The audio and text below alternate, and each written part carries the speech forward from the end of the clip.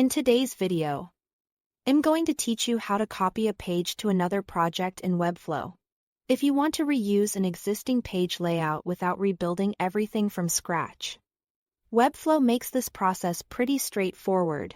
The key idea is that you are copying the main page wrapper, which brings over all of the nested content inside it, including structure, styling classes, and interactions. That can save a lot of time when you are moving designs between projects. Start by opening the project that contains the page you want to copy, and launch the designer.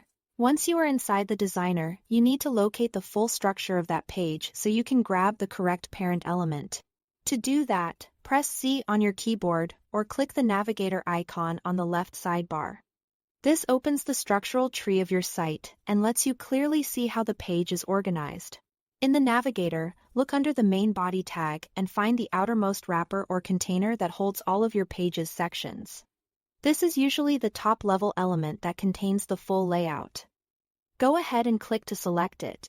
With that wrapper selected, copy the element by pressing Ctrl and C on Windows or Command and C on Mac. This step is important because Webflow will copy not just the visible content but also the nested elements inside it, along with classes and interactions tied to that structure. That means you are bringing over the full layout rather than copying section by section. Next, open the destination project. Go to your Webflow dashboard and launch the project where you want this page to live. Once that project is open, head to the Pages panel by pressing P. Create a new blank static page and then open that page in the designer. Starting with a blank page helps keep the pasted layout clean and organized. Now you are ready to paste the content. In the navigator, select the blank body tag so Webflow knows exactly where to place the layout.